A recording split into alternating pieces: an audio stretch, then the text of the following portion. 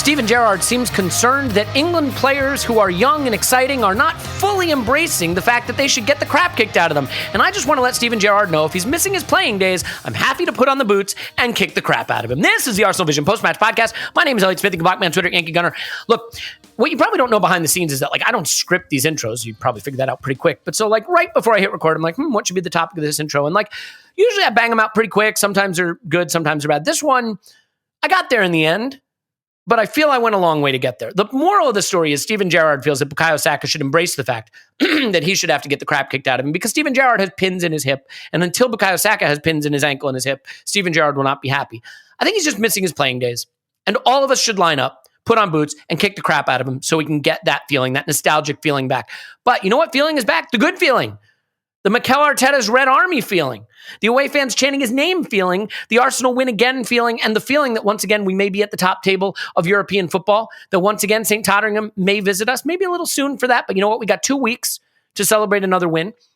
We got a lot of stuff planned for that. We are going to do tactical deep dives into individual player performances, a new concept we're going to roll out over on the Patreon side of things, but don't worry, there will still be the regular old pod if you just prefer the regular old pod. The important thing is we just prefer having you somewhere here listening to us, and we love you and thank you for doing it.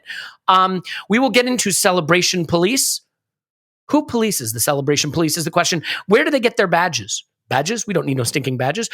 We will get into the Bukayo Saka rough treatment. We will get into Bobby Holding essentially being the closer once he comes in. Just blow the whistle, ref. The game is over. We're getting all that and more with Tim. You can find him on Twitter at Stoberto. Hello, Tim. Hello there. And Paul, you can find him on Twitter. Pause my pants. I'll pause. Woohoo. And Clive, you can find him on Twitter. Clive, Clive. Hello. Hello, indeed. So, Tim, let's start from the back. Sure. And I think, the Celebration Police out in full once again. You got to love it, right? You would think that Ashley Young would learn from what happened to Wolves and Ruben Neves that since policing our celebrations, they have been completely broken and hilariously lost to Leeds in dramatic fashion in midweek. But no, he didn't learn. He's complaining about the celebration. It appears that no one wants Arsenal to be happy. You know what's funny is I never hear the Celebration Police when Leeds celebrated beating Wolves or when Everton came back and beat 10 men Newcastle. No one seems to complain about those celebrations. It's a specific team celebrating that seems to offend people. But the away fans were in such good voice, and the support for Arteta lustily sung and really vibrantly back in full effect with the away fans. I'm curious to get your sense of the celebration, both on the pitch. I mean, the celebration with Bernd Leno in particular was just heartwarming, wholesome stuff, but also in the away end. Yeah, sure. So first of all, when it comes to the Celebration Police stuff, I think there's two things I'd say very quickly. I think Paul put this really well on Saturday night, that the mistake that both Wolves and Aston Villa have made is assuming that the celebration was about them because they're a bunch of egomaniacs and they think that it was about winning at Wolves or winning at Villa, and it wasn't. It's about us, not them. And so that I think that sums it up really well. I think Laura Woods as well did a really good bit on this on TalkSport today, and she just kind of said if you follow that logic, basically nobody ever celebrates anything, and we just wait and see where we all are in the table in May, and then 3 teams celebrate are actually happy with where they finish. It's just a complete failure of logic, and I think very passionately it needs calling out and not ignoring, because I really don't think it can be allowed. These people expressed too much happiness just can't be allowed to become a normal comment on anything, let alone something like football. Particularly when you take in the pandemic context, what's going on in the world at the moment. We all need a little bit of happiness wherever we can get it. And that's not to be glib about what's going on in the world at the moment or suggesting that football results fix that. But, a little bit of escapism, quite nice, and really let's not take football so seriously that we're not allowed to do that anymore. In terms of what it was like traveling to the game, there were a confluence of factors here. The most important one being people feel better about this team and all of the things spoken about all season, about there being a slightly younger dint to the away support, about the number of credits needed to go to games has come down. It's kind of freshened things up a little bit in terms of the away support, but that happening at the same time, there's a growing feeling with the team. And of course, it was a 12:30 kickoff in Birmingham, which is actually quite a nice balance, because quite often 12:30 games can lack a bit of energy if you're going to the other end of the country and you have to wake up at 4 a.m. You don't quite have to do that for Birmingham, just the 7 a.m. But it also means you start drinking at 9 a.m. And it's like it's the perfect distance, right? And I speak from experience here, because if you have like Sunderland or Newcastle away at 12:30, you start drinking at like 7 in the morning for several hours, and by the time you get there, you're a bit sleepy.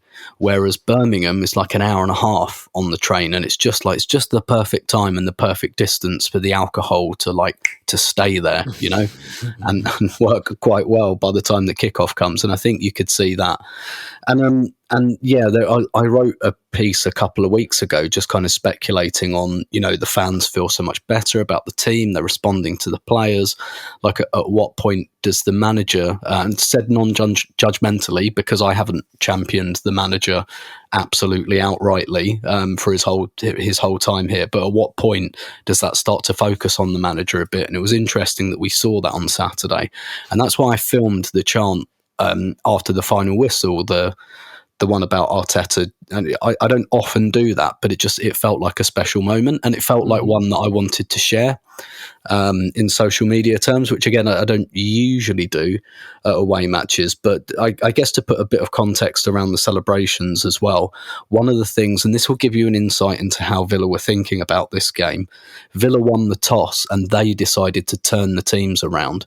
Now, usually Villa would kick towards the whole end in the second half. That's their big end. That's their noisy end. Yeah. And usually the away team kicks towards their fans in the second half. Villa won the toss and turned it round. So that tells you they went into the game with quite a defensive mindset, and we saw that in the first half.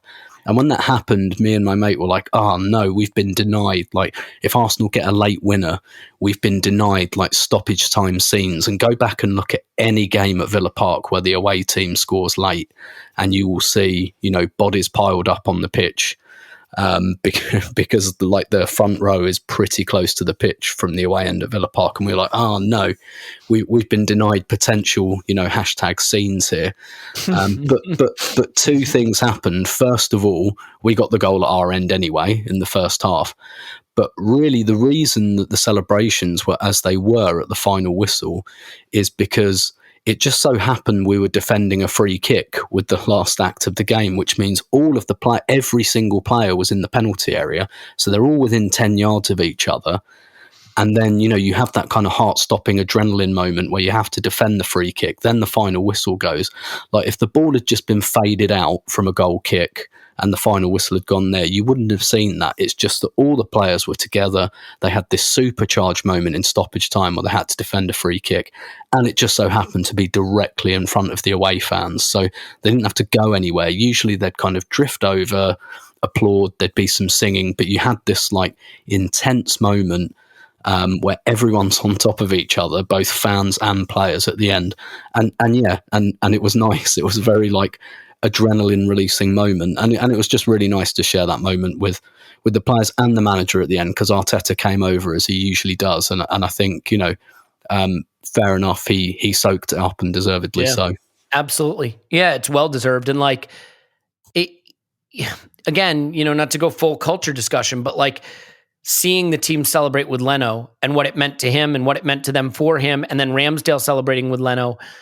Look, it's always easy for everybody to look happy and the culture and camaraderie to look good when you're on a really good run. But there does seem to be a togetherness about this. This is a guy in Leno who I think pretty clearly wanted out. Yeah, and understandably so. I think has lost his place in the Germany team as a result. In the World Cup, yeah. Yeah. So he'd be unhappy, and deservedly so. And can I just interrupt you just to give you... it's a role reversal, but let's do it. Yeah. But I was going to say, a juxtaposition, look at United at the moment. Marcus Rashford getting shouted at by his own fans, giving it back, and I think well within his rights to give it back, and he gave it back a bit tamely. But I looked at that last week and I just thought, that was us. Like, 18, like just before the pandemic, maybe that was us. That would have been Arsenal player, Arsenal fan. I saw that get out of here while you still can, Joel. I saw that with my own eyes. I was at Stoke. That I was thinking that was us not long ago, and I just couldn't imagine that happening at Arsenal now, which is wonderful. Yeah, I mean, it's wonderful, and it took us a long time to get here, and so we should really enjoy it, which we are. So tell us to keep shutting up and not celebrating so we can keep celebrating in your stupid faces. I should point out, I have not seen nearly, though, to your point, Tim, about, it being a free kick that's well saved that lets them all be together to celebrate and have that beautiful moment and those great pictures and videos. I have not seen nearly the credit given to Pepe for allowing that celebration moment to happen by giving away the useless free kick late. That, credit to Pepe for thinking, if I give away a foul here, I can really set up a nice celebration at full time. So thank you for that, Pepe. That's a joke, by the way. Jesus. Well, Clive, I'll let you weigh in on the celebration just a little bit, although I want to get to another major talking point before we then go through the moments, which is the fouling of Bukayo Saka. But just quickly on the celebration, I mean, do you have anything to add about sort of the unity within the team? I think where it bothers me a little bit, I mean, first of all, I can understand opposition players who have just been beaten at home in front of their home crowd not liking seeing the celebrations.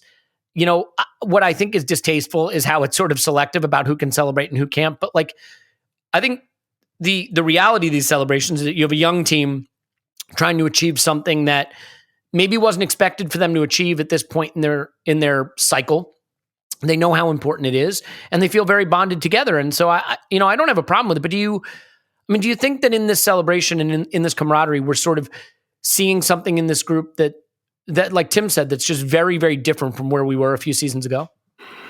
Yeah, well, I think we can all see that now. And I was thinking about this a little bit deeper. It may even link to the Saka thing a little bit as well, actually. And it's about perception and how we're perceived. And if you just look back, and I'm not someone who likes looking back, but sometimes you need to look back to see why people are reacting a certain way. So as a club over the last decade, we've been defined by division, haven't we, really?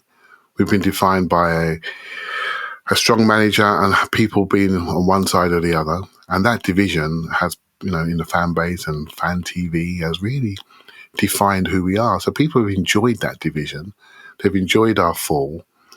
And now we have a new perception. So people who are close to Arsenal can see that perception is different. So we all feel it because we watch it all the time and absorb every single bit of information we possibly can. But the outside world is thinking, well, what's going on here? Right? What's going on? We don't want to change the perception. We're quite happy with the old perception we had of you. We want you to be divided. What's all this jumping around, cheering, enjoying each other's company with a bright young team that's playing really nice football with the youngest manager in the Premier League, with the youngest squad in the Premier League, and with 4 players in the England squad? Well, we're not prepared to accept that. Some people are thinking, crikey, something's changing. But most people are happy with the old perceptions. And that includes the referees. That includes a lot of the media. And you have to work very hard to change perceptions. And another sport that I love, as many will know, is rugby. And the French team at the weekend won the Grand Slam. And they've gone for a rebuild. And you look at a lot of things they've done around their organisation, their team, the unity. It's very similar. It's very similar to what we're doing. Look at what Xavi's doing at Barcelona. It's very similar. It's different, a different model, but where they were a year ago, it can turn around quite quickly. And to be fair, adding a really lethal striker helped them in their rebuild. I'm kidding. Yeah. Sorry, I couldn't help it. I'm sorry. But they're prepared. What they're prepared to do was take a little bit of medicine, not as much as they should do, but take a little bit of medicine. And what French rugby did is exactly the same. Take a lot of medicine with a really young team. Really young team looking for a date in India in the future. Now they just won the Grand Slam. And we've done the same thing. We took some pain, paid people off. We're trying to change perceptions. And the fans know what we're doing and they can see that it's got all the best intentions at heart. And the intentions not for no one individual, they're for the club. And that's what's changed. And so quite rightly, my saying, you can't fool people, right? They know what they're looking at. When they feel it, they're going to enjoy it. They're going to be there. They're going to want to stay there. They're going to want to get to the games a little bit earlier. They want to sing a little bit louder, stay a little bit longer. And so, yeah, the rest of the world could do one as far as I'm concerned, mate. Yeah, I think there's also things that, like, lead to celebrations being bigger, or, the way you see a game out, the pressure you're under.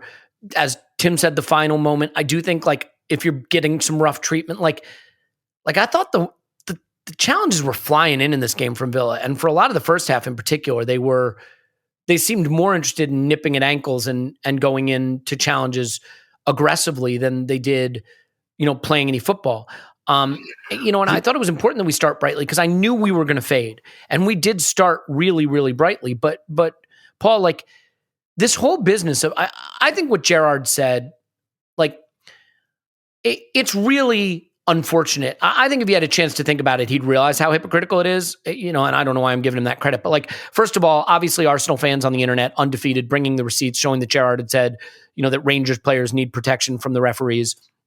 So, hypocrisy reigns supreme, as it always does, but talking about how he's got pins in his hip and that's just part of the English game. And, like, first of all, football can evolve. That doesn't have to be part of the English game. We don't have to lose talent like Jose Antonio Reyes from the English game because he's been kicked out of it, or Abu Dhabi, or Eduardo, or for years, Aaron Ramsey. Like, we don't have to lose players.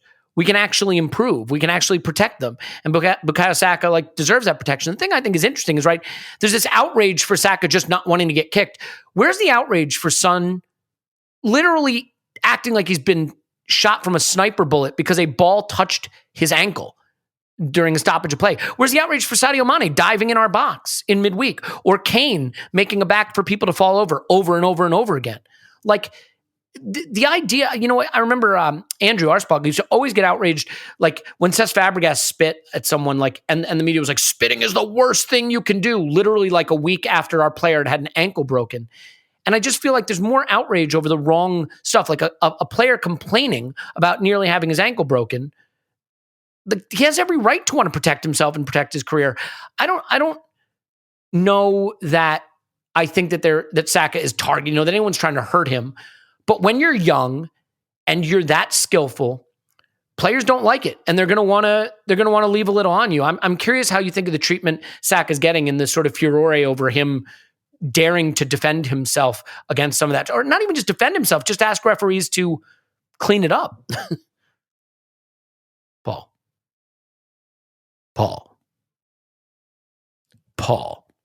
Did we lose Paul already? We didn't even get Paul into the podcast. Kind of sounds like it. I mean, it could just be that his mute button is perma broken. You know what, though? I know a man who's always willing to talk about something other than the question I've asked while we wait for Paul to. He's fixed it. He's fixed the mute button. Paul, that's, you know what? I'm not editing that out. I'm leaving it in. Go ahead. Right. Well, it's whipped me up to a frenzy working that one out. Look, I don't think this was just hypocritical or annoying or silly or stupid, or this is fucking scandalous. I love that you've got the energy for this. Thank you for this. We need this. No, like, this is bad. My first reaction was he's been hit. Like, this is Steven Gerrard, Crown Prince of Liverpool, Mr. Entitlement himself, never had anybody say no to him at Liverpool or England, basically giving a license to teams to rough up Bukayo Saka and Arsenal because he has screws in his hips, and what 20-year-old promising player for England shouldn't aspire, and what game and what referees and what other teams shouldn't aspire to get screws into Bukayo Saka's hip, who doesn't have half the build that Steven Gerrard has. It's a license for teams to go in heavy on Arsenal and Saka, and it makes us look like whiners and whingers. And, like, if you know anything about Bukayo Saka, everybody says he's the nicest, best, most, like, if he's complaining about getting treatment, like, he's not going out looking for attention. He has no agenda apart from he wants to be able to play for Arsenal and England and not have his career fucking destroyed. And here's Gerrard with the darling of the English media. He's a terrible fucking loser, basically. That's what's going on with Gerrard. He doesn't like being stuck with a mid-table team that just had their ass handed to them. He was fine and dandy at Rangers, but guess what? He got to win at Rangers. He's always been this entitled, protected guy who's basically on this fast track path to the top, and he can't fucking handle it. And here he is saying, you can go in on Bukayo Saka, and if he can't handle it, it's because he's a coward, a whiner, a complainer. Go for it. That may not have been his specific intention, but it's the effect. It's now somebody with his stature in the game, the hard man, the tough man. So many people in English football look to him as having been a real stud in football. And here's this guy saying, no, that's just whining, complaining, a guy who's not able to handle it, trying to have other people solve his problems. I actually think it's disgusting. He had an opportunity he could have said a million different things. What did he go with? This guy needs to be able to take the kinds of challenges that he said himself. He had 16 operations and screws in his hip. And the lesson he took from that is go get Saka.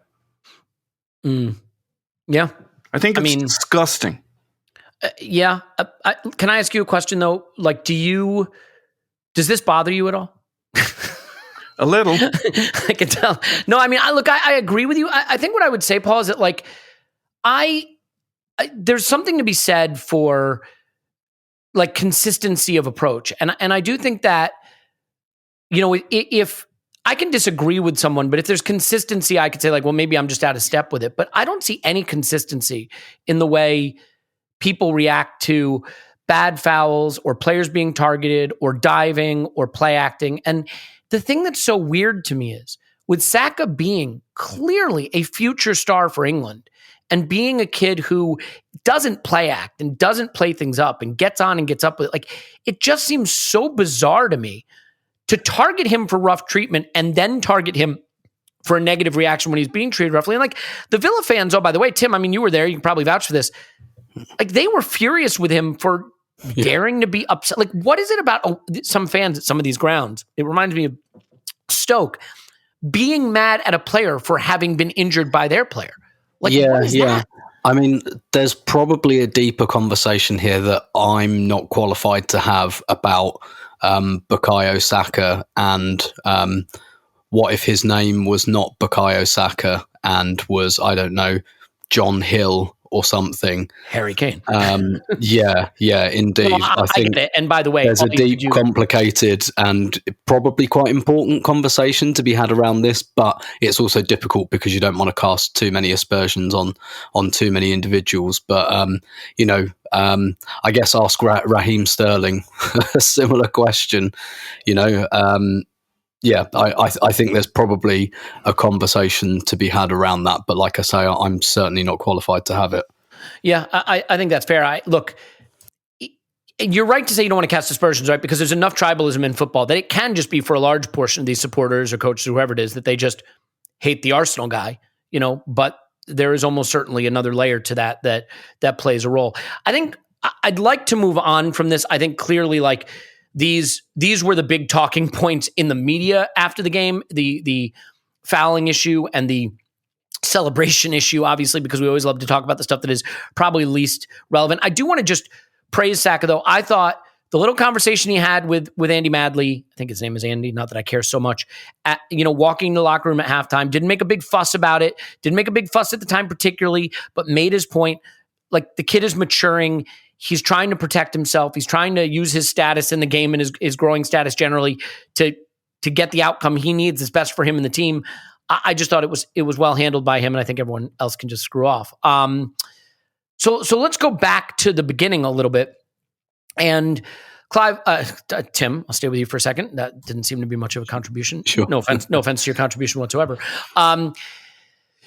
We did have to come out of the gates fast, I think, given that we knew we were going to fade, and I thought we did. And the thing that's so interesting is that, we really dominated this game early, and there were chances. There were chances where Lacazette couldn't get a shot off. There were chances where Emil Smith Rowe, who I thought was contractually obligated to score with every shot, actually didn't. We were playing well, but once again, it just seems like every week we're saying this, the oil in the engine that makes this whole thing go is Thomas Partey. And I get sick of doing these podcasts and just feeling like, oh, well, we're just going to lavish praise on Thomas Partey again. But once again, especially for a guy who sometimes hasn't always looked like he can make it through 90 minutes, his third game in a week, we come out of the blocks fast, and I thought he was crucial to everything we were doing that was working again. Yeah, absolutely. And yeah, we keep talking about it because it keeps happening. Yeah. It's as simple as that. I think what really set the tone for this performance was that kind of crossfield pass he put into Saka very early on, which Aston Villa's left back, what's his name? Ashley Old? I just think of him as the guy who had a bird crap in his mouth. Yeah, that's really, Ashley very old. It's time to retire now, mate. Tried to intercept it, and he couldn't get his arthritic hip over the ball. Maybe Steven Gerrard can lend him a hip screw or something. But he the one where Saka big touch to get it out of his feet and then to the byline for a good, was it Smith Rowe chance? Yes, I think it was. Yeah, I think it was the one he put over, and Partey just, takes the ball on the turn. And that was the pass. I remember reading Phil Costa's profile of Partey when we signed him, and he said that's the pass he loves the most. Like, I think at the time, Atleti had Kieran Trippier, and Phil was kind of saying, yeah, he fades that ball out to Kieran Trippier on the right flank really, really well. And I was really attracted to that idea because at that time we had a ridiculous left-sided bias, and I kind of thought, okay, maybe Partey can join the dots over on the right. I mean, as it happens, I think Ødegaard's the one that's done that really, but that pass was just sumptuous. And again, the amount of times, like, I want to resist the Vieira comparison, but I can't, because there are so many times where it looks like he's lost the ball or he's in a fight for the ball and it looks like he's not going to win it. And he just does that little like go gadget leg thing, and his leg seems to just like extend another 2 yards out of his hip socket. Maybe he's got some funky hip screws, I don't know. And he just comes away with it, and it's also like it looks effortless as well. Like I don't doubt that if you're in like a challenge with Thomas Partey, you probably like experience his upper body strength. But when you look at it, it doesn't look like that. Like he glides. I'm sure it's not. I'm sure it's one of those, the analogy of the swan, kind of when you look under the water, there's a lot of kicking going on, but he just glides, he just leans people out of the way. And it's just so smooth, like every movement, like on the turn, his passes. He has a lovely disguised pass as well, because he wraps his boot around the ball and he passes with the side of his foot quite often. Like the amount of times I've seen him make that pass through the lines where he opens his body up on the right and he looks like he's going to whip the ball out to the right, like that Saka pass I was describing.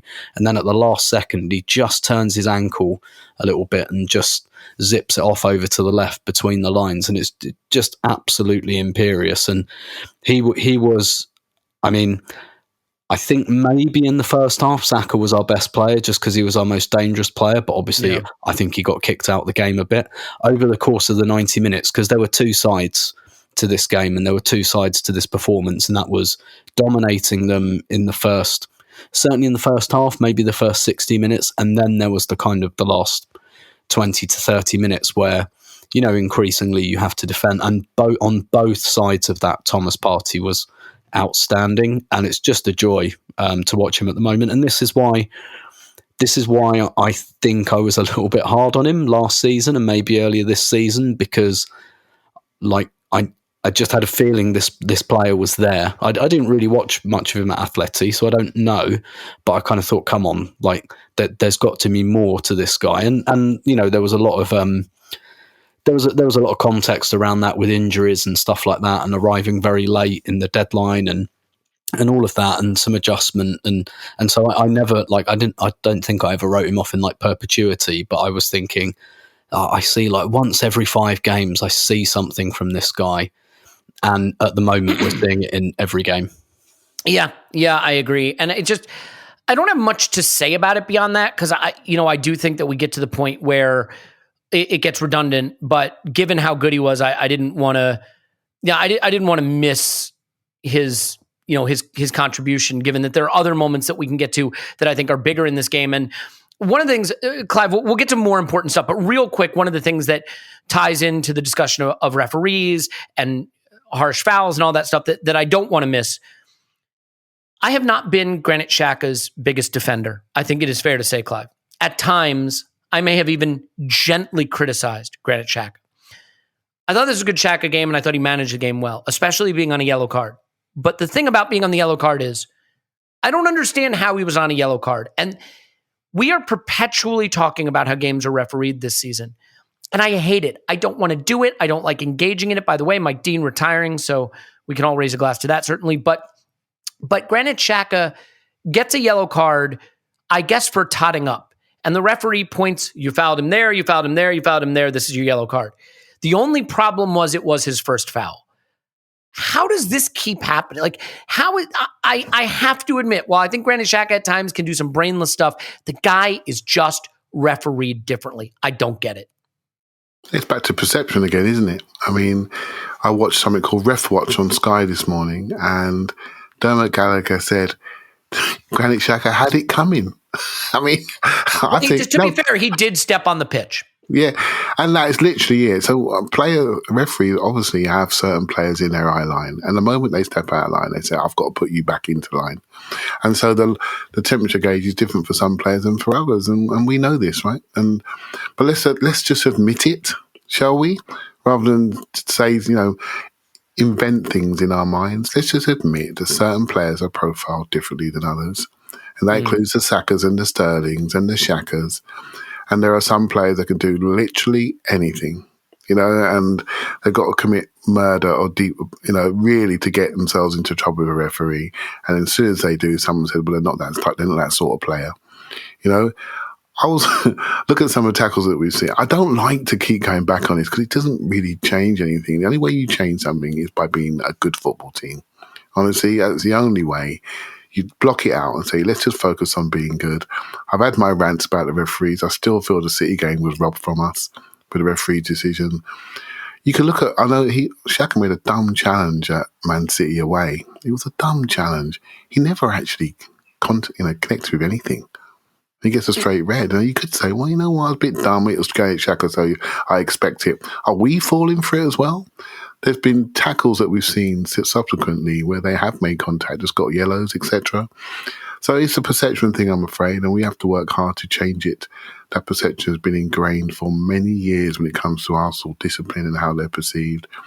And yeah, we are an Arsenal podcast with Arsenal leanings, but we also have the ability now, due to social media, and we're not just sitting in an echo chamber. I know all of us have got roots to other teams and other areas of the game, and we can see more broadly, and we have much more data which tells us there's a problem here, right? And but it is what it is. We can't do anything about it. We can just keep playing well until you change people's perception. It's going to take a bit longer, I'm afraid.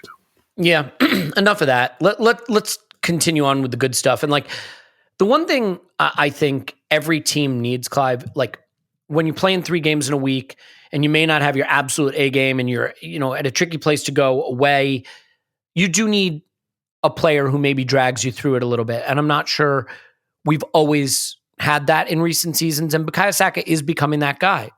And his goal isn't like a Golazo or anything, but he's quick to the spot. He takes his shot early. I love that it gets by Emi Martinez, because I was a little worried that he was going to have one of those days when he saved I guess it was an own goal almost was it from a Saka cross too? Or was that an Odegaard cross? Yeah, Saka cross, yeah. Saka cross, yeah. Just put into a brilliant spot. But being kicked the way he was and getting the treatment he was and still being so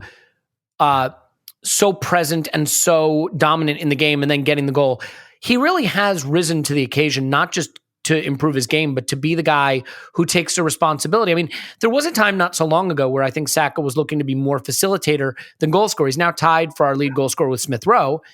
And I'm just wondering what you think of the fact that he takes it on himself, scores the winning goal, even with all the treatment he was getting and all the focus around him. He definitely seems to be growing into the idea that he has to be the guy to take that responsibility sometimes. Yeah, let's take it back to the Wednesday night game, Liverpool, right, where it was Martinelli's time to shine, and he shone on the night, and they doubled up on Saka massively to block the Odegaard link, and Van Dijk shut out the light, literally standing over him on a couple of occasions. And you're thinking, crikey, the team gets announced, no Ramsdale, no Martinelli. okay, we need Saka to step up. And he does exactly that. You're the one stretcher on the pitch, stretch the game. Can you do that? Yeah, I can do that. I can be your most dangerous player. Don't worry about the fact I played late on Wednesday. I'm bringing it. I'm bringing it today, and I'm bringing it to you. And you're going to have to really work hard to stop me. And the whole thing for me was because I was nervous like everybody else about this game. I was nervous, and we just started off like a proper team. And it made me think that I know I'm touch wood here, right? But there are games in the Premier League against City and Liverpool, and for me, there's the rest, and they're still ahead. They're still ahead. We can see what's happening here, but we're a good side, and we walked into that game with our confidence totally intact. We're a good side. We're playing our way. The way we play, we can repeat. We can do this on a Monday and a Tuesday and a Wednesday. It's not a problem. We know what we're about. We know our groupings. We know what we're trying to do. We know how we move the ball. We know who's key. And we know what we're trying to do when we get overloads. So we're trying to get in and hurt you. And it looked really, really nice. And it was like I was sitting there smiling, going, oh, man, this is nice. I wasn't sure I was going to see this, but now I'm seeing it again and again and again. And Saka's right at that, and he just stepped up and took the sprinting responsibilities that Martinelli and him have been sharing for the last few weeks. He took it all on. Villa targeted him. And this is why he said something, right? So because he is being targeted, and it is a worry. And I saw one of Tim's tweets at the weekend talking about, he was at the grounds when some of those broken legs happened, literally. And when you see that sort of stuff, you do remember. You really do remember. And when I see people having a pop at him, I just think, crikey, do you know what you have on your hands here? I know he's an Arsenal player, but he is a absolute superstar in the waiting as a footballer. His variation positioning, how he is, how he behaves. I mean, gee whiz. I mean, I'm trying to find something wrong with him, right? I just can't, right? So, yeah. So yeah, let's hope it just continues, Elliot, because there's a sunny day. There's a sunny day around the corner, mate. Hopefully. Yeah, and I think it's funny because you look at this summer, right, and how he sort of surprisingly, I think to a lot of us, became a must-start player for England. And we had the riding the unicorn moment and became very memeable and really was a critical part of the England setup in a tournament that I thought really restored people's faith in football after the no fans in the stand pandemic era Super League fiasco shit, and suffered a heartbreak at the end of the tournament, met with some really despicable treatment at the end of the tournament as well. And you would think the league would rally around him a bit. England might, the refs might, good kid, England future, suffered after, a good tournament. It hasn't worked out that way. He hasn't been protected, but the character of the kid to have no summer off, experience something so big, keep his head on his shoulders, not react negatively to the negative reaction, not be overawed by what he experienced, and just grow his game and continue to improve.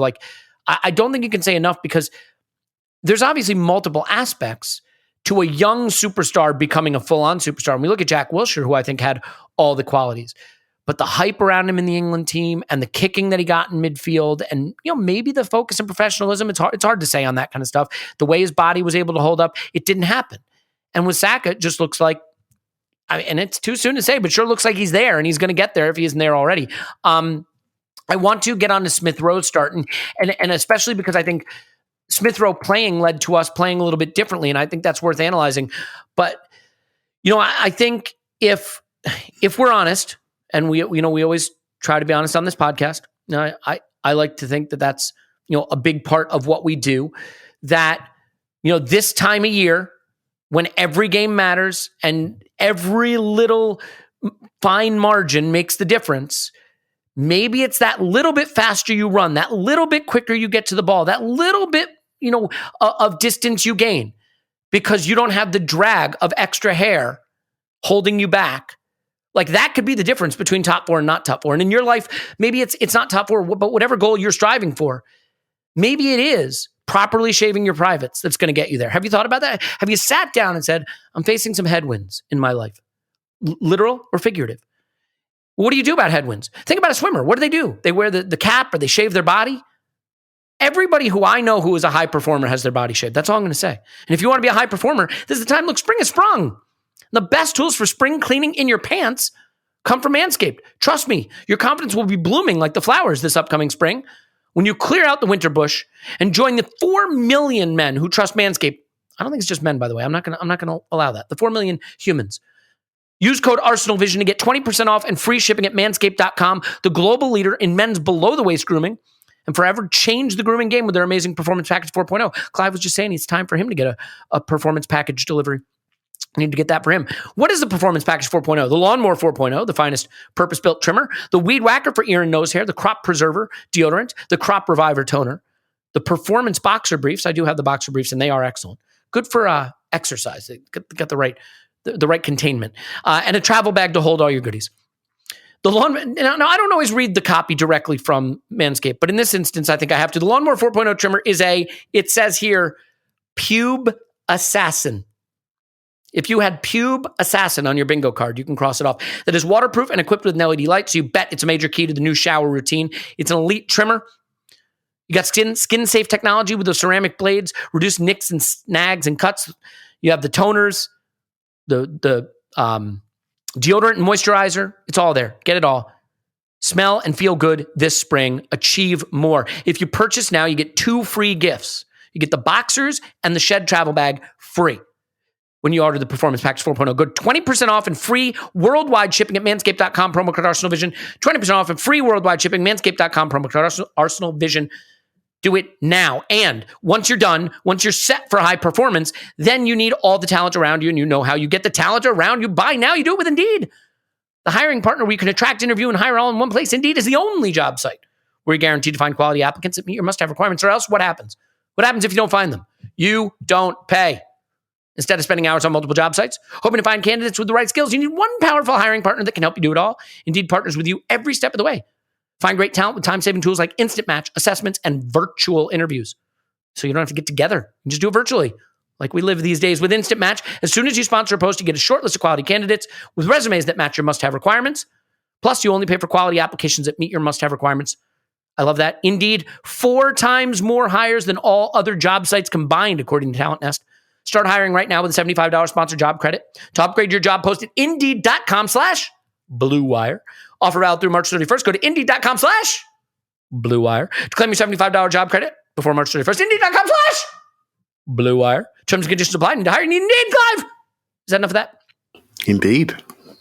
I feel that was a strong ad read that leads me into this, Paul. Emil Smith Rowe. Woohoo! He did not score with every shot in this game. I, for one, am disgusted. Do we sell him this summer? I kid. I thought it was a good game. I thought it was an interesting game.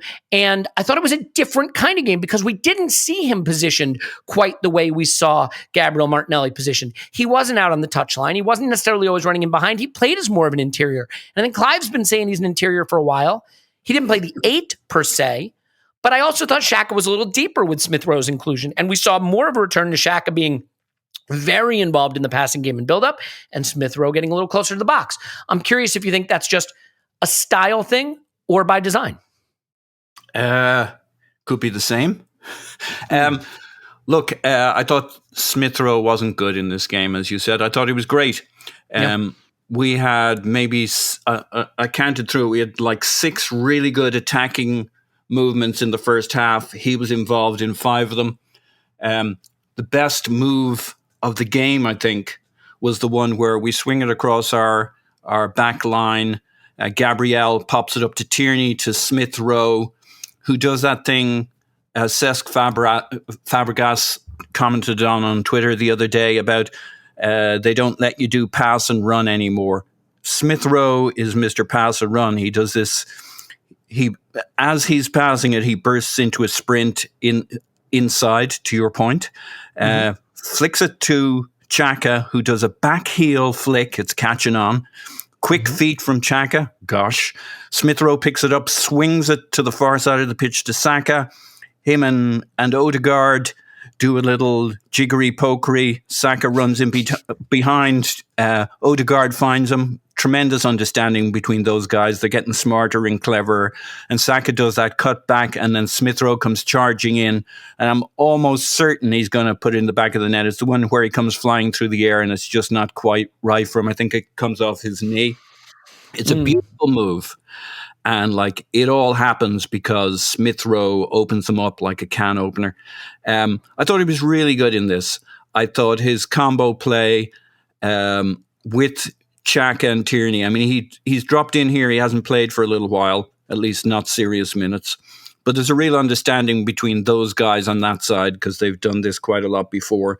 And this isn't a knock on Martinelli, but I didn't. This was one of those games. I love when we swap in a player and I don't miss the player who I love that we dropped out. That's a really good sign in this team. I think it's part of the reason I'm not too concerned when people say, "Oh, will this be a lot of pressure on these young fellas?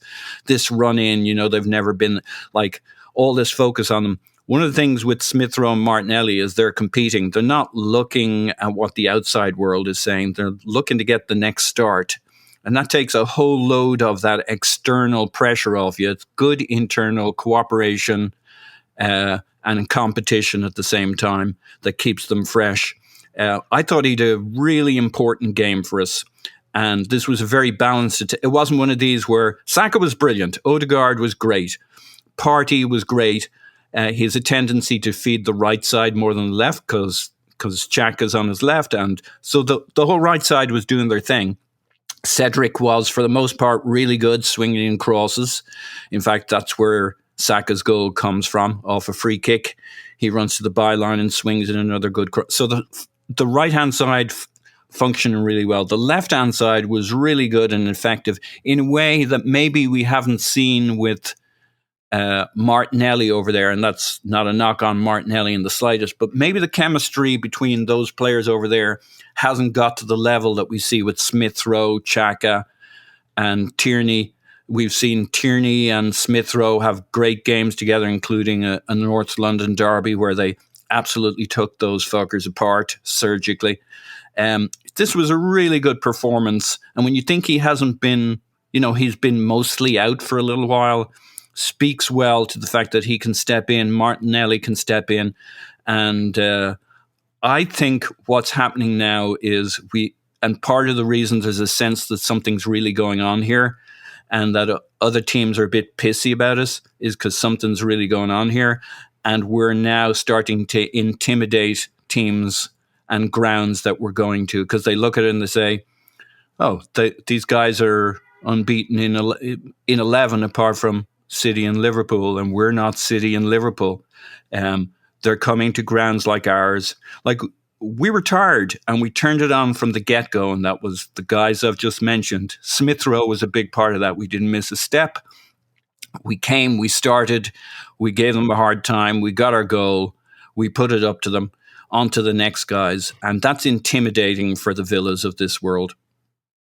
Yeah, and I think there is something to be said for being a team that can start the game on the front foot, dominate possession, create the chances, push a team back, because you take a little of the fight out of the opposition, right? I mean, one of the things that I think you can be really good defensively and be a good counterattacking team, but when you invite a team to come on to you and give them that sense that they can get something from the game, I think you make it harder on yourself. And that's why, it does really frustrate me with Spurs. I have to admit that the only thing they seem to be able to do is kick it long to Kane and have him head it down to Son, but they fool teams into letting them do that. Just don't let them do that. But I do like the way we approach games now, and then if you have to lock it down at the end a little bit, that's okay. And so, Tim, I'm curious. I mean, when you look at the way Smith Rowe plays that role, he always seems to get on the end of moves. He always seems to have that ability to operate in tight spaces. It is such a luxury. I mean, I think sometimes we tend to stress out about having two very good players who, at least at the time being, play the same position. But they definitely do it in different ways, and I think they occupy different areas on the pitch. To be fair, I think Martinelli might say, well, I'd like to occupy some of those areas. But I do think this is by design, and I don't think it's a coincidence, personally. So you look at Granit Xhaka, right? He's been our fifth or sixth or seventh highest passer in recent games. And then in this game where Smith Rowe starts, he had one fewer pass than Gabriel, who was our leading passer. He made 60 of 63 passes, right? Gabriel 61 of 64. So incredibly effective, but also very high volume. And I don't think that that's a coincidence that it happened with Smith Rowe on the side. So I'm curious if you think what you thought of Smith Rowe's performance and how we look shape-wise, maybe a little different with him starting.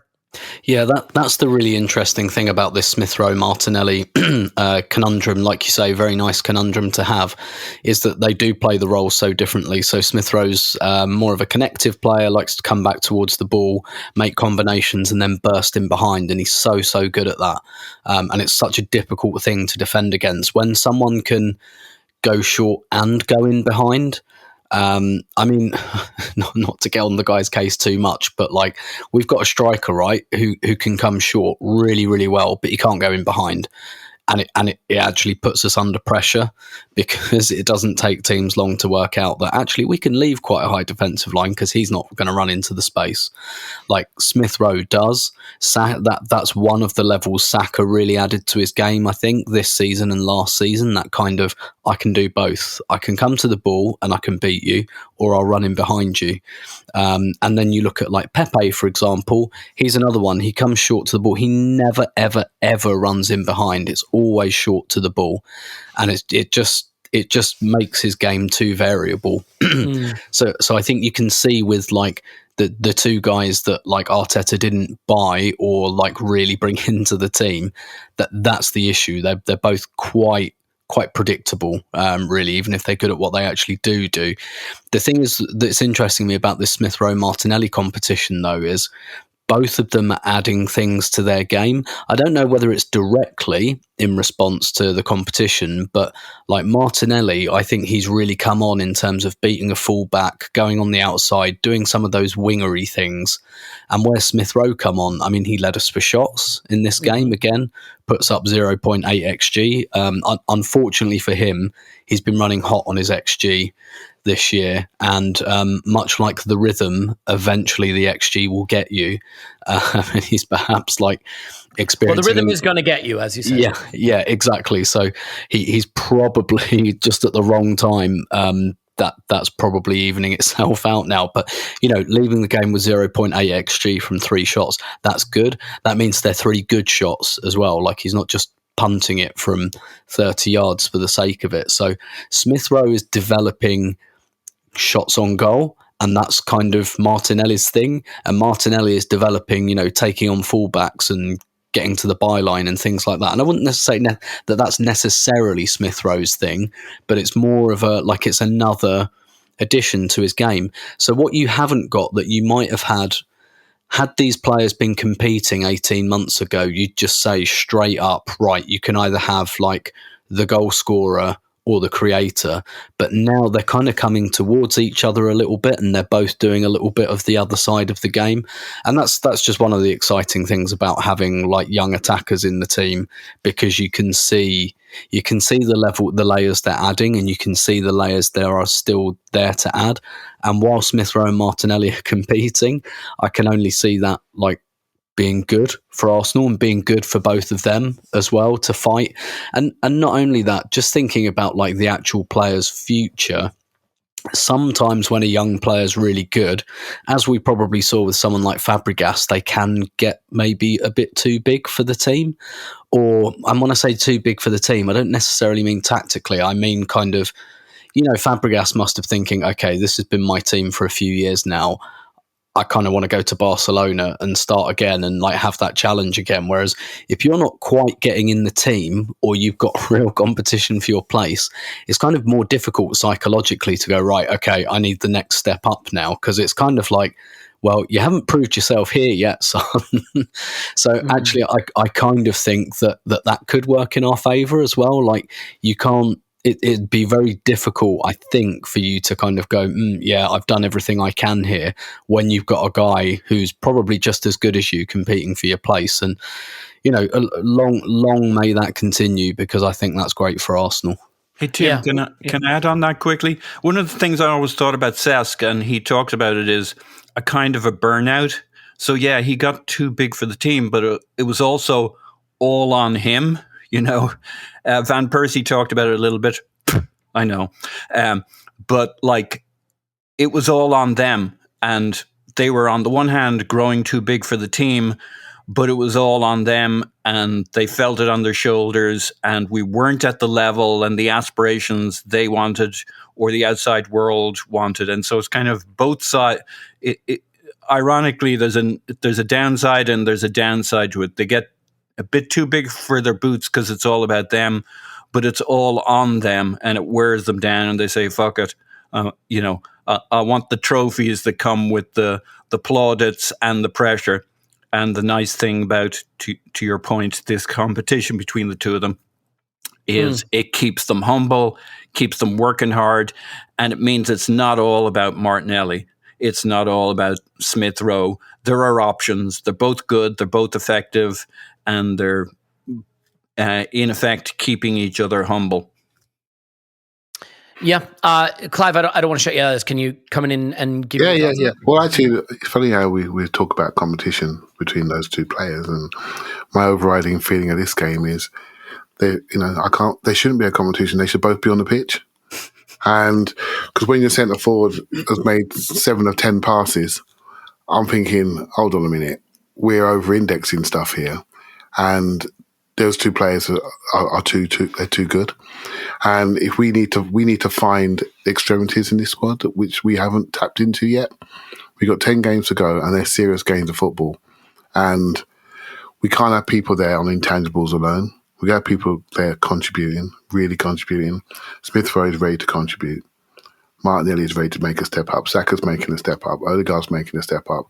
I'm trying to argue with myself and say, why are they not on the pitch at the same time? And that's what we have to do to get to where we need to get to, in my opinion.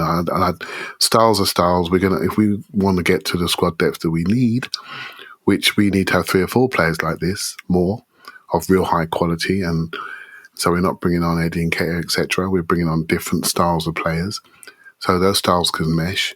But we're at a point in the season now where we need to make another step, and I'm arguing myself as to why they both can't be on the pitch, and I'm losing that argument in my own opinion. I'm losing that discussion.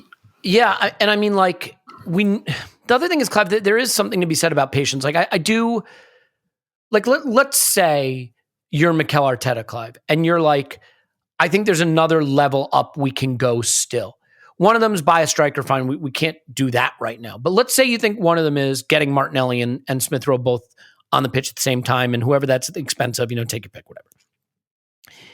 Don't you agree that there's an argument to be made that, like, we got these X number of games to get back in the Champions League, run an incredible run, our metrics are pretty good, it is working well enough to get us where we need to go, and that now might just not be the time to try to implement that change when the finishing line is in clear view? You know what I mean?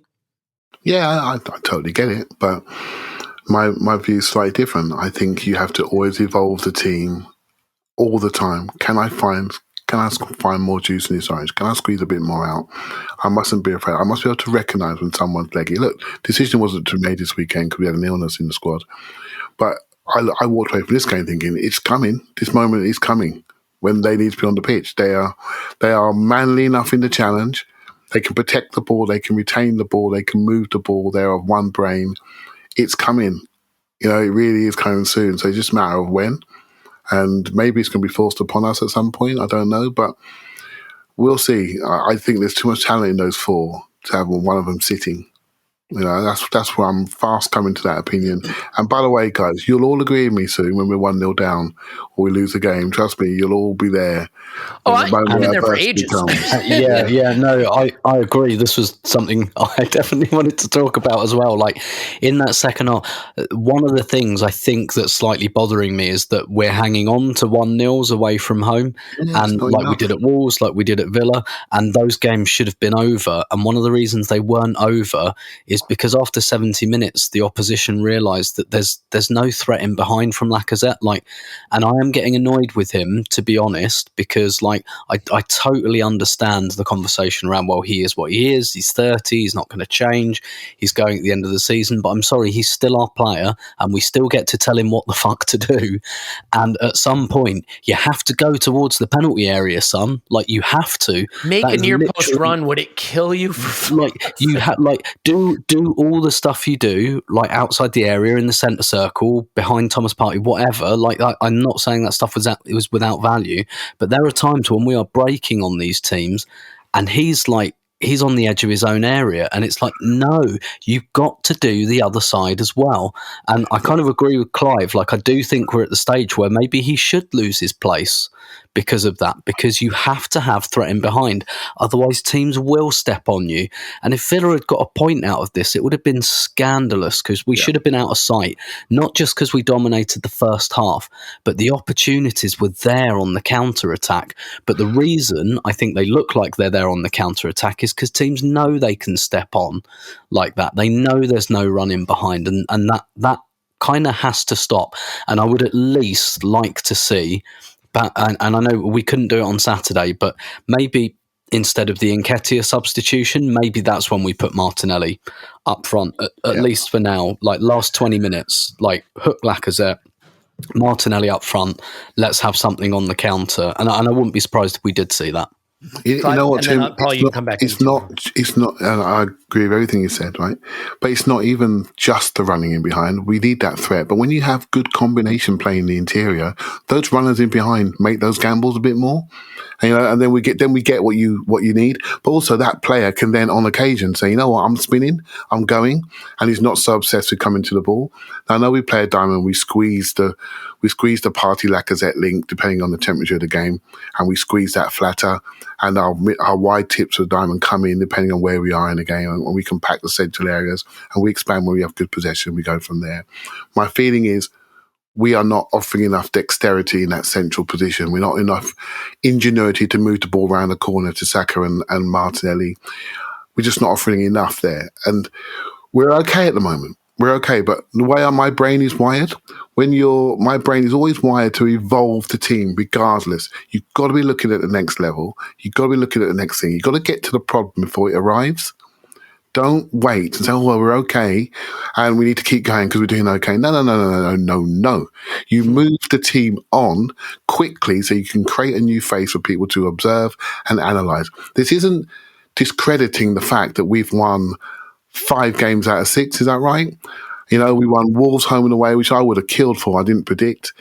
We boshed Villa home and away, which we didn't do last season. Do you know what I mean? And we're doing all the right stuff. Leicester, home and away, we didn't do that last season. Right? So we know we're making steps forward, and Lacazette's been part of that. This isn't to denigrate the players. This is about the next layer. And we're sitting there 10 games from the promised land. And I'm telling you, this ain't enough. We need to find more. We need to not go to sleep on Nuno, not go to sleep on Sambi. We need more from these players. We need to bring them into the fold, get them into the team to end games, and make sure we've got a greater depth of squad. Because this isn't going to be enough if you continue to do this. I promise you. Yeah, there were a couple moments from Lacazette that were frustrating. There was a near post run he didn't make when it was really on. There was obviously one where he takes the shot from the top of the box and he can just slip Odegaard in for the clearest possible chance, or the reverse ball is on if he wants it, but the easy one is the one to Odegaard. There's one where he's in the box, he can't get the ball out of his feet to get the shot out in time. But this is the thing. I have been willing, and who cares what I've been willing to do, but I've been willing, Paul, to say, you know what? Maybe we're not going to get the best strikery stuff from Lacazette, but he facilitates so much of our play. But this is a game where he had very, very, I thought he was poor-ish in the stuff that isn't striker stuff. So 19 touches in the whole game, 7 passes, no key passes, so no chances created. He took 2 shots, none on target. One of them was a really bad one, top of the box, where he shouldn't have taken the shot. So I think it was a poor game as a striker, but it wasn't offset. I mean, you look at the Wolves game away where he had 8 shots, 3 key passes, 3 dribbles, 25 passes total, and 40 touches, whatever. To me, this was a game where I looked and I said, the striker stuff isn't happening, and the other stuff we've been praising wasn't as good. Now, if I was inclined, which is not usually my case, Paul, to make the case for the defense, I would say, if there's a player in our squad that 3 physical, difficult games in a week is going to hurt, Lacazette is definitely a candidate for him. So I acknowledge that factor. But to Clive's part, if you settle with being a pretty good team and aren't looking at ways you can utilize your squad to become an even better team, then you're standing still, and you should never be standing still. So I don't dismiss, Paul, that Lacazette has been an important part of what we're doing, but I think there are some games, and this is one of them, where I don't think we saw the best of either component necessarily. Well, I love when we say, I accept something as a factor and now I'm going to discount it, right? No, right. Okay, so you're saying like he was fatigued. Shagged. Yeah. They all were. He was probably the shaggiest of the shagged. So like Villa is not the game, and I think there is a reaction to the Villa game because not only was he tired and didn't do much for us, we tired and we got really fucking nervous towards the end. And the other thing that's going on at the moment is, let me tell you what's really going on here. We're scared because Spurs were good. And so we're like, oh, this is great. We're all doing good. Oh, hang on. Spurs is good. So we need to do something more. And I'm not there yet. I'm with, don't throw the Lacazette out with the bathwater. I think we're starting to panic a little here. I think we have something and we want to hold on to it. And so we're like, well, we need to do more. I don't see what the problem with bringing Smith Rowe off the bench for Martinelli and like, don't get me wrong, I'm all for bringing on Martinelli instead of Nketiah for Lacazette because that's like, I'm not against us trying a few things along the way. Changing things up a little bit. But the idea we need to get all of these guys on the pitch at the same time, which is basically we need to get Smith Rowe instead of Lacazette on a regular basis. That's crazy talk. This shit's working. So first thing, I didn't say it's on a regular basis, right? I didn't say that though, right? So, and I'm not panicking because I watch Spurs and they're shit, by the way.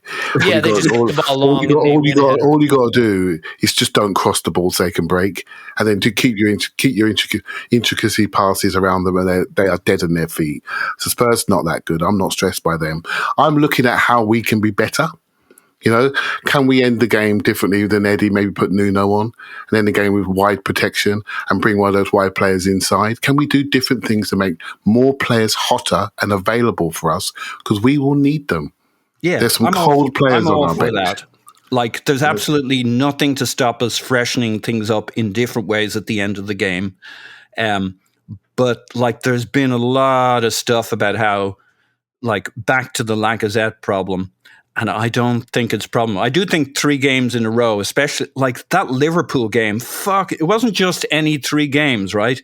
We maybe put too much into that Liverpool game, given the realities of it. We had to do what we had to do, but we were fucking shagged at the end of that. And then off to Villa, 2.5 days rest. And like, we all predicted this. Like, we were all certain Laka was going to be knackered. And to the point of the running in behind, like there are the 2 best teams in this league, possibly the 3 best. You can throw Chelsea into that pot. Do this concept of the false 9 who drops deeper, connects the play. The running in behind comes from Saka and Martinelli. And we have that. And other teams play this way. Like the strikers aren't where they get their goals. Now, we might overdo it, and we might like a few more goals from Lacazette, but nobody else has proven to be able to connect in the middle. Smith Rowe goes to one side or the other. He'll go and join up with Saka, or he'll go and join up with who's on the other side when you put him in the middle. He doesn't stay in the middle. Martinelli doesn't have that connective tissue. So you'll get some new things from having them up front. You'll lose almost everything Lacazette gives you. And it's working. What the hell are we talking about here? No, I'm just saying I'm looking at different ways to improve the team on a certain. I'm not saying start every game with the 4, but if they're getting good and they're gonna get really good, and we're gonna look at ways. It's going to be harder to. argue with myself as to why they can't be on the pitch at the same time. That's how I prefaced it, right? Well, you know how I'd get them Don't on you the feel pitch at it's the same more a time. summer conversation? And like I May do well- agree with oh, like I may do well agree with you, be. Clive. Like off the subs bench or trying different things, or we may well hit a game in which it's not working for the first half, right? And we're like, oh, we need to try something on 60 minutes. Like I see all of that. Yeah, it may well be. I preface this by saying I walked away with an emotion that says, why are we talking about competition between Smith Rowe and Martinelli when 'Cause it's actually great. my emotion. No, I don't. But Clive, I think that's you're just a really nice guy. But competition is what drives the. Look at the competition at Liverpool and City I understand and that. Chelsea. They love it. I understand that, and I've It's mentioned doing that. them a favor, I would say, Clive. You're misreading me. You're misreading me, right? I love competition.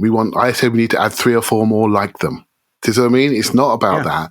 It's about the fact, actually the emotion I walked away with, not about the competition between those two. The emotion I walked away with, by the way, they're playing so well, they should both be on the pitch. That's what I said, right? So I'm not saying we need to put Lacazette to the bench and take the captain's armband off him and give him to somebody else, and we go for the next 10 games another way.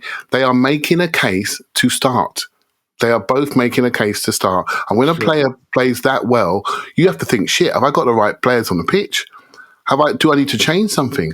And that should always happen. Players should force you into change. They should force you into change, make themselves impossible to ignore because they're playing so well that I can't afford to have them sitting. That's what Martinelli did. That's what Saka did to Pepe. That's what Martinelli did to Smith Rowe. And Smith Rowe's fighting his way back in. And I know the manager's looking at him as an interior 9. And it's coming. It's coming.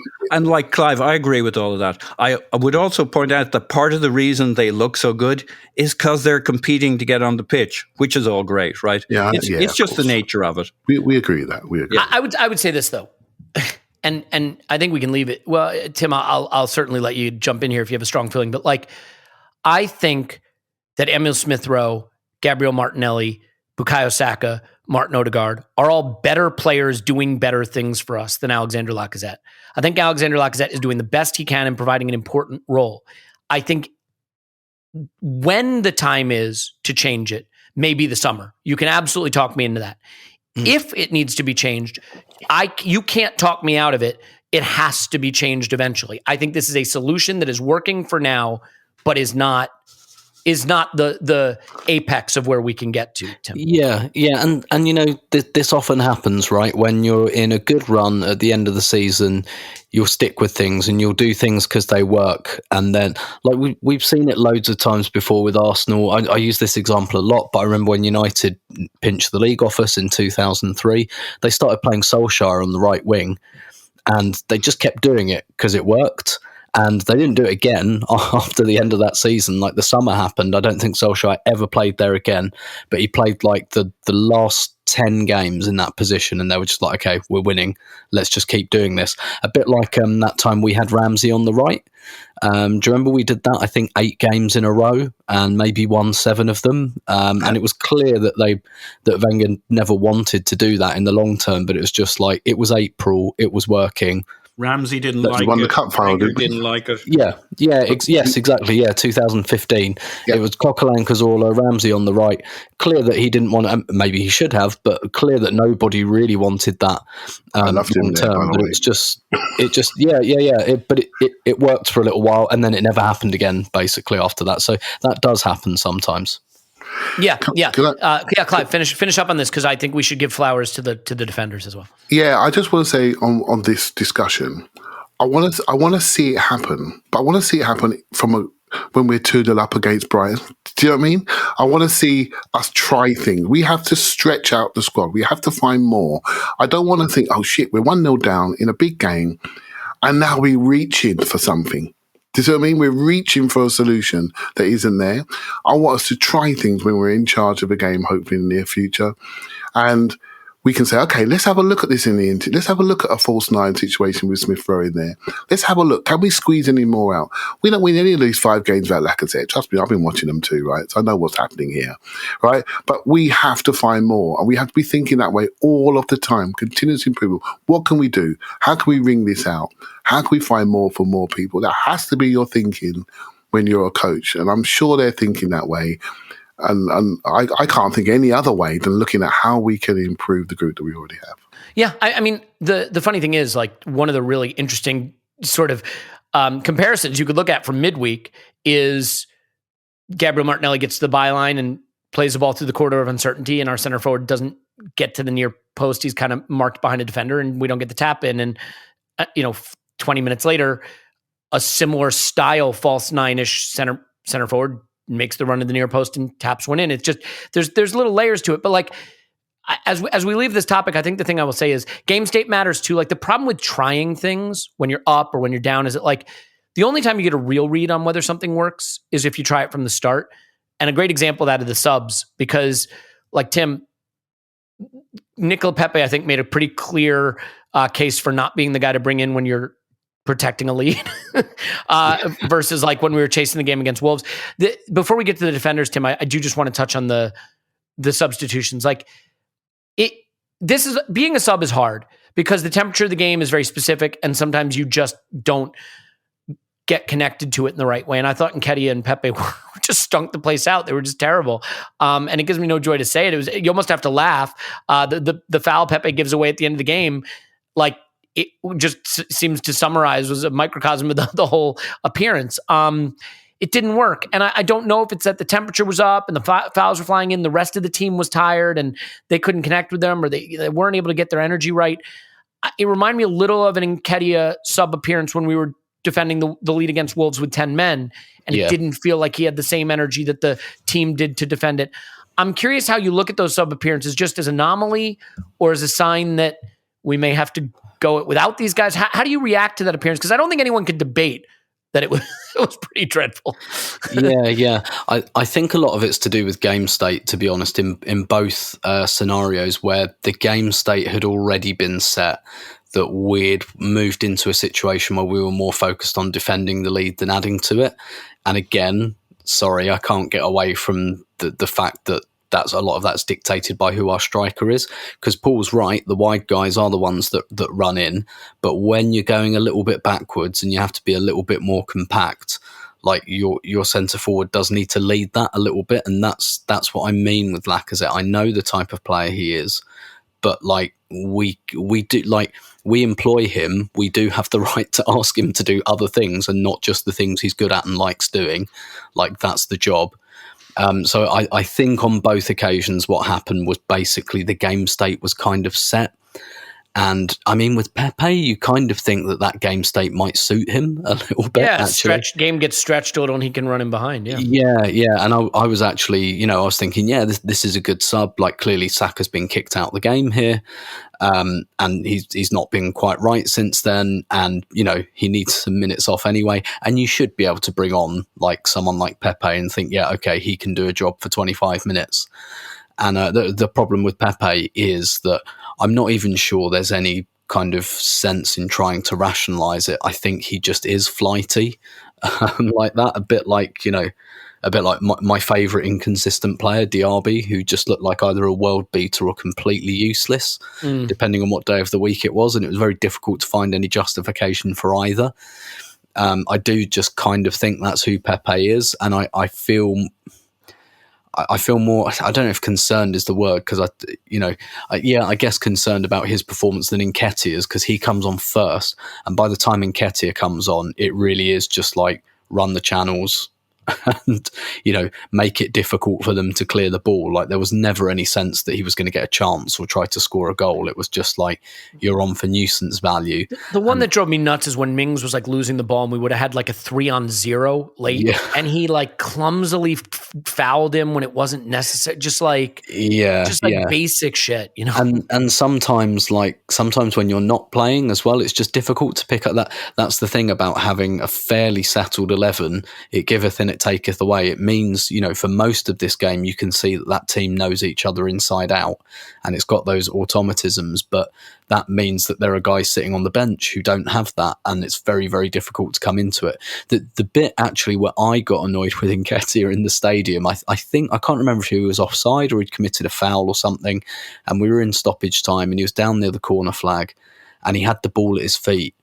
and like he walked away from it and let Martinez collect it. And I was just like, you've got to just prod that away for fuck's sake and take up 5 seconds. You know what I mean? Like most Premier League footballers would have just done, like he had the ball at his feet, and even if he'd got booked for it, like who fucking cares if Eddie Nketiah picks up a yellow card? Like we're past like 5 yellow cards didn't get you a suspension anyway. Now he'd have to get 10.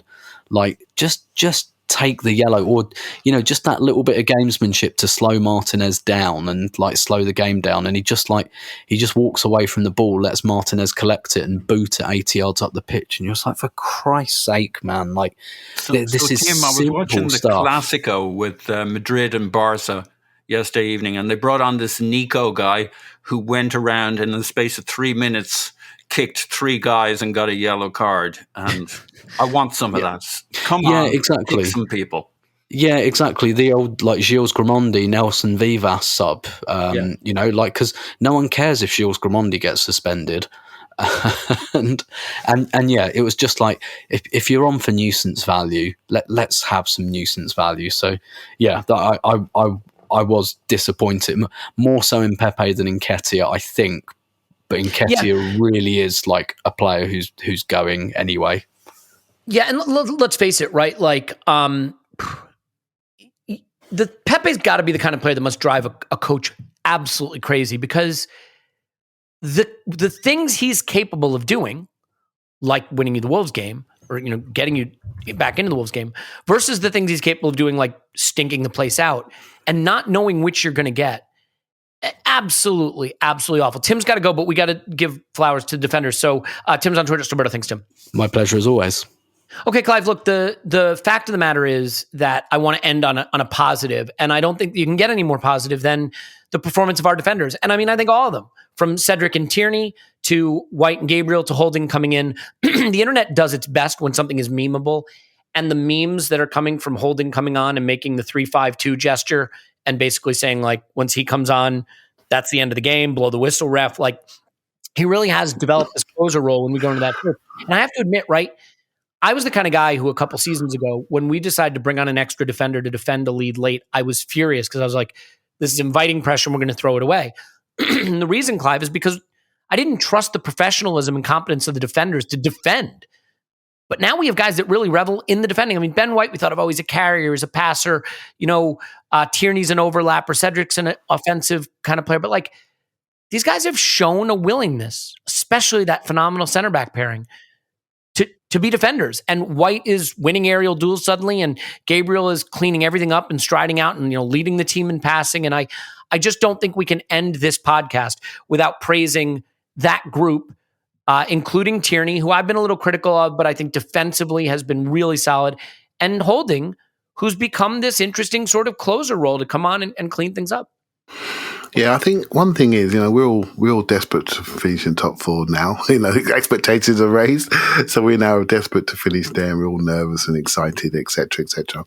One thing we're probably forgetting a little bit is how much the players want this. And I think you can see that they really have targeted this, and they are playing literally cup final football, and that includes the defenders. Now, we spoke post-Liverpool a lot, and Cedric got a bit of trouble in the second half and responded straight away in this game. Super sharp, overlapping run, cross, goal. This is good stuff, good recovery, throwing away old rubbish, psychologically ready for the next game. Fair play to him. He's given it absolutely everything for me, and they're the people I really sort of admire, people that may not be top of the talent charts, but they can turn up every single week and try and give it their absolute best and don't go hiding. White and Gabriel, I've been on board with them from day one, minute one, both of them. As soon as Gabriel arrived, he was our best defender for me, and it's just a matter of him fine-tuning off some of the rashness. Ben White, had a good look at him in the early pre-season game, liked what I saw immediately, not worried about the things that people pointed out, because he's a natural footballer and he's a very good one. And just because he looks pretty doesn't mean he's not determined, because he is incredibly determined and got a real edge and winning streak to him. And Kieran Tierney, I think, again, people look to him and thinking, well, he's not putting in 15 crosses. Well, so what? He's smashing everyone defensively. I saw him run against Mane last week live. Outrun him easy, no problem. Physical with him. I think he's excellent, and he brings a lot of intangible stuff that I hope it stays in the team for a long, long time. So Good then man, with the Clive. keeper, sorry, mate. Good man, Clive. You Yeah. go, girl. Yeah, I think then with the keeper's he's brought a relationship. With Ramsdale, he's brought a relationship. And have you seen Leno smile as much as you have at the weekend? I mean, he's been a pretty dour individual, and he's come in, made a save, obviously really relieved to do well, get a clean sheet. Have you ever seen him as happy? So this that's a player from the old environment to the new. There's relationships being built amongst that group. And so when they make a mistake, they're ready to cover each other. I'm just not bothered. I know they're good. I know what they're doing. Holding's always been a deep line defender. So how are we using him? As a deep line defender. And it's brilliant when we're deep. And it's just smart use of resources. There's still a couple more I want to see more minutes to, but we have to wait for the moment. I get that. It was my own little frustration. But yeah, the way we're ending 5-3-2 or 3-5-2, it doesn't really matter, whatever you call it. Yeah. I think at Burnley away, we went to a 4-4-2 block and we swapped our wingers and we ended up with Maitland-Niles and Nuno. I quite like that. Double fullbacks, if you know what I mean, on the outside to make sure you're protected. I quite like that scenario to end games as well. But we've chosen this way, and Rob Holding, it works. And mate, he's doing a very good job. Very good job. Yeah. Paul, I mean, it is interesting because I am someone obviously who looks at the attacking part of the pitch, and that's the part I focus on. And I think we're better when we keep the ball up the pitch. I think we're better when we control territory possession, and like when I look at the good teams, that's what they do. Manchester City does that. And obviously it's easy to make the lazy comparisons between us and City based on where Arteta came from. But like, you still have to defend. Now, most of the defending you're going to do is going to be in space, but there are going to be times when you have to be able to soak up a little bit of pressure. And what I think is interesting about White and Gabriel is they're the rare partnership that seems to be able to transition between those two game state types of defending. Like Mustafi's an interesting one, right? Because as much as we made fun of him and thought he was a clown, Mustafi was someone that when we were really bunkered down and had to defend his box, could do it. He was great in aerial duels. It was his one really strong thing by and large. And where he got isolated and had to do any one-on-one defending, like that's when you really saw all the calamitous stuff come out. Koscielny and Mertesacker were a good partnership, but obviously if you brought Mertesacker up the pitch, you really had to rely on like a Bellerin and a Koscielny covering his back because he couldn't run back the other way. I don't even know if it would have been Bellerin at that time. But White and Gabriel, I mean, Gabriel's got the pace. White has the technical ability on the ball, so does Gabriel. They have the ability to win. White's not strong in the air, but he's gotten better, and Gabriel can be dominant in the air. Like the partnership works, and it's a partnership that in the first half, when we're controlling the game, they're solid. Late in the game, when we're defending deep, they're still solid. I think it's very rare to find center back pairings that can defend in both sorts of ways in both game states. I think the key thing is it was essential we made this move to these two center backs this summer because it enables the whole way we play. The ability to push up the pitch and to maintain that and to sustain that. Like you need a player like Ben White in your back line. The lazy comparison might be John Stones, but you need that ability to kind of play on the ball, to step up, to step into midfield with the ball, to dribble in, to be that free man in the midfield that nobody's picked up. His distribution up the right-hand side is really good. His smarts, we were talking the other day about him having his head up, looking around. That's something he does all the time. Ben White is obviously a guy who could be a midfielder, could play in midfielder, but he doesn't play in midfielder because he fucking loves the duel, right? That's where him and Gabriel, and you might think that's every player, every defender, but it's not. Like Gabriel, Tierney, and Ben White, it's a badge of honor that they don't get beaten. Tomiyasu, not every defender has this, weirdly, but like they will not be beaten, and if they get beaten, it fucking kills them. They'll obsess about it, about what did they do wrong, how did they not, and they'll celebrate tackles, they'll celebrate extinguishing things. And it's a little bit of a rare quality to have a guy who can play that much football, who loves absolutely loves the defensive side of it. I think he's so good on headers, etc., because the best headers are not necessarily the biggest guys. They're the guys who see where the ball's going first, who anticipate, who get their position ahead of the other guy, who jump before the other guy, but not too early. Ben White's such a front-footed player. Gabriel's just a really great defender all round. Yeah. And Ben White brings that whole extra dimension to defending that sets us up. That means we can play up the pitch, we can play deep. Love Rob Holding, his attitude, his professionalism, his always being ready, his doing it for the team and for the club. Gotta love the guy. Tierney's really showing himself. And you know you got a good system when Cedric can come into it and find his way of playing and being effective and looking good. Because you put him in a mediocre team that doesn't know what they're doing, you'll probably get to see the Cedric we were afraid of. But he obviously has talents and abilities. In this structure with Partey on his side, with those defenders around him, he starts to settle in, get comfortable, and play to his strengths. But that centre-back pairing with Ramsdale, just the business. Yeah, and we'll have to hope Ramsdale's okay. I mean, he's not going away with England on this international break. I feel sorry for him for that because he might have gotten a start, and I'm sure he was looking forward to it, being with the England team. He won't get to play over the international break. Now, it's a hip issue. No idea how serious. Apparently, he was feeling it at the end of the Liverpool game. It was enough to keep him out of this game. I think it's in the first half of the Liverpool game, and it may have explained the mistakes in the second half. Yeah, there's 60 minutes, I think, Clive. Yeah, well, funny enough, I was watching him, and my boy was watching him, and he said he was starting to flex in the first half, and I thought that's interesting because the mistakes came later, didn't they? Hey, look, I'm hoping that was the reason because it makes it easier for my brain to reconcile with it, but it may not be, right? So there you go. Yeah, I mean, what do you like? All right, well, let's get out of here. But Clive, just as a final thought, like, do you have any thoughts on that? You know, the future of that center back pairing. I mean, I think it's interesting, right? First of all, the guy we're linked with at Barcelona scored a goal. There's the Saliba situation. I know James McNicholas was out in France watching that game, checking out him and Matteo Guendouzi. Clive, I think we are a club that really was defined by dominant back fours and dominant center backs. And then for a long time, it was just an area that was a weakness for us. I mean, the Koscielny and Mertesacker one was pretty good, to be fair, but they had a clown keeper behind them for most of that. But this feels like a really interesting, rare case for Arsenal where we've got some of those flashy, young, dynamic players up front, but really professional, high-quality center backs and a solid keeper behind them. It's definitely a foundation you can build off of. Yeah, and Saliba's just been called up to the France squad. I don't know if you mentioned that earlier or not. But yeah, it's going to be interesting because I think we need our Kanate. And is Saliba going to be that guy, behind Matip and Van Dijk?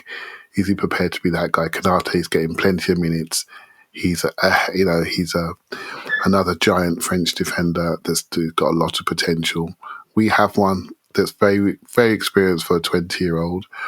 And it'd be interesting to see how they come into the group. Again, I'm always thinking about the next layer beneath. We need 4 next year. We can't do it with 3.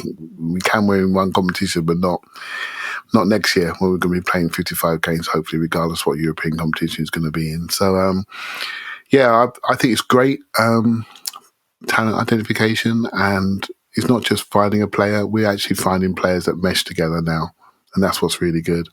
We can see that with Partey, how he's meshed in the midfield with Xhaka, whether it's a 6 or a double 6 or a 6 and an 8. I think this talent identification is really good because you're now buying specifics. And we can now see the specificity. That's the wrong word. It's a word. It was near enough a word. Thank you, Elliot. We've now buying with those specifics, and we can all see it now, and it's really, really clear. And so, it's all brilliant by the scouting department, definitely. It's funny because I feel like people are just getting really nervy about top 4 now. For some reason, Spurs beating West Ham seems to have raised people's fear factor, but we're still in the same good position we were in. And what I think people forget is Spurs are still shit. Don't you worry. As Clive said, they are still shit. I have to say, we're really lucky to be doing as well as we are because you would not want to be on social media. You would not want to be listening to podcasts or consuming Arsenal content if we were on a bad run and Aubameyang was on this kind of run for Barcelona. Like, it is great. Like, the number of people right now who are posting things like, good to see it worked out for everybody. I have a feeling that would not be the zeitgeist if it hadn't. But like, watching him nearly bag a hat trick against a Real Madrid team that, let's be honest, was the most defending optional Real Madrid I've ever seen in my life. Like, I maybe get a hat trick against them in that game, but like, it is, we've gotten really fortunate, I think, with the fact that the move seems to have worked out for him. Great. But luckily, we're doing really well, so we don't really have to hear about it. So I think everybody has caught a break. People are lurking with their receipts, though, Elliot. They're lurking in the background. So look, I mean, he made 1 or 2 runs where I'm like, that'd still be handy to have around. But the fact is, what we're doing is working. What he's doing is working. When he's happy, he's a good player. He wasn't happy at Arsenal towards the end. Simple as that. Yeah. It is the fact that, like, there's just lots of look. We have a good team playing well. I'm happy to focus on that. And I'm just glad that we don't have to worry what other former players of ours are doing at other places in very, very big and visible fixtures. So with any luck, look, maybe he will knock someone out of the Europa League that we don't. Is there anyone left in the Europa League we don't particularly like? Yeah, West Ham? Nah. Everyone. Are United still in it? No, they're out of Europe. Oh, they're out of Europe, right? They just lost Atletico in the Champions League. Yeah. You know what? We'll leave it. That's not important. We got 2 weeks to talk more about the winning run we're on. Here's what's coming up. It is time for the Predictatron. So I'm going to set up the spreadsheet. We love filling that out. Usually it's wrong 4 or 5 times before we get it right. By right, I mean even just the math and the fixtures. But we will do the Predictatron. You don't want to miss it, because like, when I think about podcasts, I'm like, what do I want from a podcast? People just saying win, draw, or loss for 15 minutes straight is what I want from podcast. And we're going to deliver that. You better believe it. We're going to do tactical deep dives on performances from players who have been in the spotlight lately, like Xhaka, Odegaard, Lacazette. We're going to try out a new concept of how to do that, a video program. So that'll be fun. So lots of stuff to get you through the interlull. But most of all, hope you're enjoying the good vibes. Mikel's Red Army marches on. Thank you for being here. We love you. And it's Palace after the international break. We owe them one. I mean, we did get the late equalizer at home, but we do owe them one. And I doubt there will be much singing of Vieira's name. Hopefully, we could sing it in a rousing victory if we feel like it. So we'll leave it there. Paul's on Twitter. Pause my pants. Thanks, pause. Woohoo! Clive's on Twitter. Clive PFC. Thanks, Clive. Thank you very much. My name is Elliot. You can block me on Twitter, Yankee Gunner. We love you, and we will definitely talk to you after Arsenal 10, pals. No.